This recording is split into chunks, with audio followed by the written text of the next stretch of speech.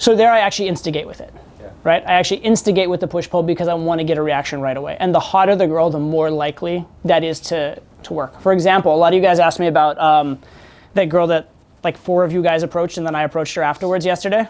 Remember that? So some of you guys asked about that and you're like, oh, that was so good. You stayed in for so much longer than us and she was responding well to you. And I said to them, I actually thought that was a bad set on my part, right? I mean, yes, I did it better than you guys, but for me, that was a bad set. And what was missing was I knew she was a hot girl. I knew she'd been approached like 4 different times. And I went and I was just a little bit, I didn't actually spike value enough. I didn't actually do enough to get on her radar, right?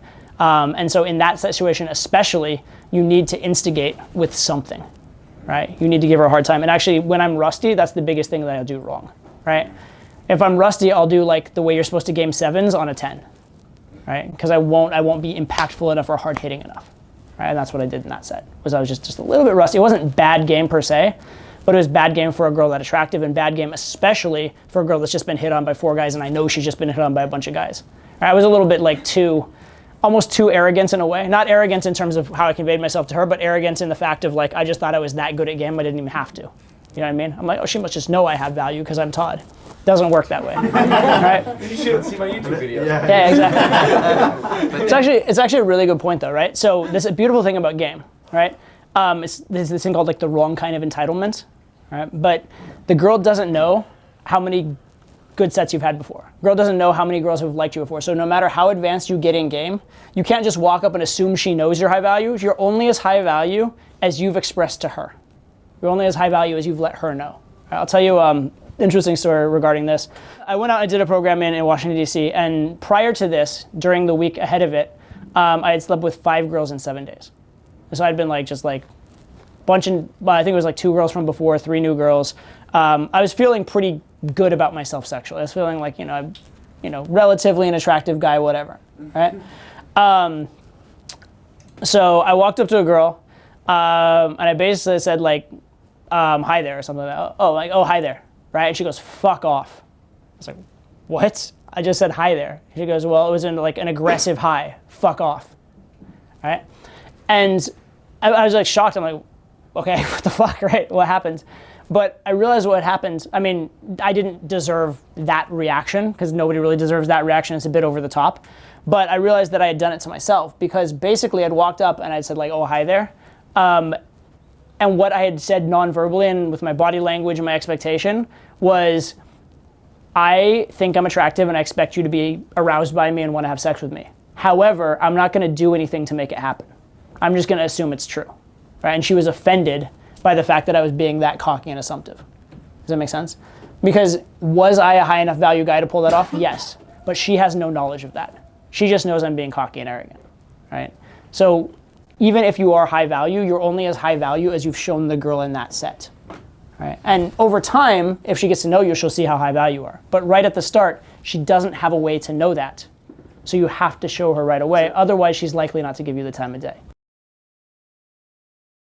I'll do a lot of, you and I won't get along, don't look at me like that. Oh my God, did you really just, who are you? That's the first thing you said. Yeah. So, or like hi and then that or something like that. Yeah. I'd be like, wow, you're dressed. What the fuck is going on here, right? Stuff like that, right? Which that's not necessarily negative, but it's certainly like, what do you mean, right? So those kind of things for sure, right?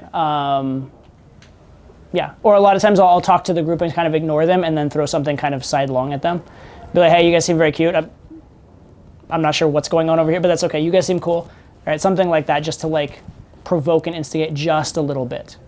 Okay? And then from there, a lot of the time they're going to be like, what? Excuse me? And actually try and get your attention. If not, as long as they're still staying there, participating, you can then engage with them and your open has been less try hard. Right? Or here's an example. There's one of my videos inside of the system product. Basically, it's a group of 3 girls, right? And there's one really hot one and then 2 that are not quite as hot. And they're all together, but the one that's really hot kind of like wanders off and is wandering back. And so what I actually did was I opened the other 2 as she was wandering back.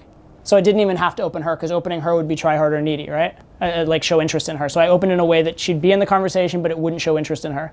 And then first thing when she comes back, I kind of like tease her or give her a hard time. right? So I didn't even open her, I opened her friends. And then she comes there and she's getting a hard time. She's like, wait, this guy's talking to my friends. They seem to like him. He just gave me a hard time. It basically triggers her sense of injustice. She's like, excuse me?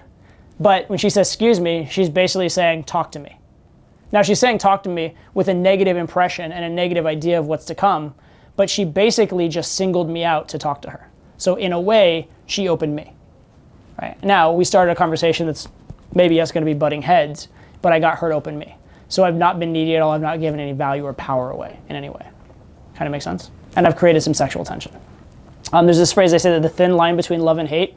It's a very good phrasing game, a very good thing to understand. Right? So you would think that it would make sense if you're looking at the range of emotions, like on a gradient. It'd be like it'd be hate, dislike, like, love. That would make sense as a continuum. That's not how it actually works in the real world. What it actually works is more like a bell curve of intensity, where you have love and hate at the top of the bell curve, where it's very intense, and you have like and dislike at the bottoms, very far away from each other, where it's not intense at all. Meaning it's very hard to go from disliking someone to liking them, or liking someone to disliking them. It's very easy to go from loving someone to hating them, or vice versa. Right? Think of any breakup ever. Right? You go from loving someone to hating them instantly. Think about like a romantic comedy movie, you go from hating someone to loving them. And there's a reason they're written that way, because it's true to life. Okay? So it's okay to have the girl hate you a little bit, because it's a lot easier to have her go from hating you to loving you than to go from just like mildly liking you to loving you.